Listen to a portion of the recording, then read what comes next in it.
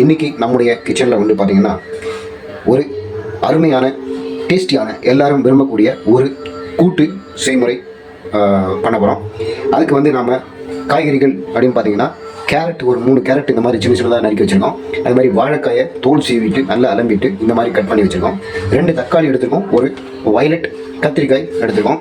நாம் ஒரு 2-3 ஹவர்ஸ் முன்னாடியே வந்து காராமணி, இது வந்து பார்த்திங்கன்னா பெரிய காராமணி சின்ன காராமணி ரெண்டுத்தையும் நம்ம மிக்ஸ் பண்ணி ஒரு 2-3 ஹவர்ஸ் முன்னாடி ஊற வச்சுருக்கோம். இப்போ இது நல்லாவே ஊறி இருக்குது.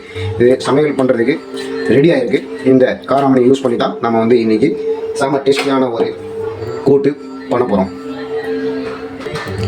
முதல்ல நம்ம ஊற வச்சுருக்கிற இந்த சின்ன காராமணி பெரிய காராமணி ரெண்டுத்தையும் வந்து ஒரு குக்கர் பாத்திரத்தில் போட்டு அதில் கொஞ்சமாக தண்ணி ஊற்றி ஒரு 5 நிமிஷம் நான் அதை வேக வைக்கிறேன். 5 மினிட்ஸ்.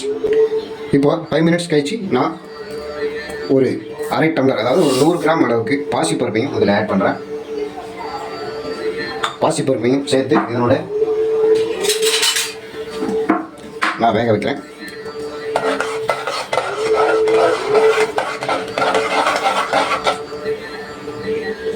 ஒரு 5 நிமிஷம் கொதிக்க விடுங்க. இப்போ அந்த பருப்பு வந்து ஒரு 5 மினிட்ஸ் நல்லா நம்ம வந்து கொதிக்க வச்சுருக்கோம். அது ஒரு பாதி அளவுக்கு வெந்த பிறகு நம்ம நறுக்கி வச்சுக்கிற ஒவ்வொரு காய்கறியாக அதில் வந்து போடுறோம். முதல்ல தக்காளி எடுத்து போடுங்க. இந்த காராமணி இதெல்லாம் வந்து பார்த்திங்கன்னா இப்போ இருக்கிற நிறைய பசங்க வந்து சாப்பிட்றதே கிடையாது. இது வந்து ரொம்ப சத்துள்ளது. சுண்டலாக செய்து கொடுத்தோம் அப்படின்னா நிறைய பேர் சாப்பிட மாட்டேங்கிறாங்க பசங்க.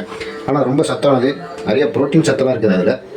அதனால் இந்த மாதிரி சமையலில் கூட்டு அது மாதிரி செய்து கொடுத்தீங்க அப்படின்னா விரும்பி சாப்பிடுவாங்க. அடுத்ததாக நான் இதில் வந்து கத்திரிக்காய் போடுறேன்.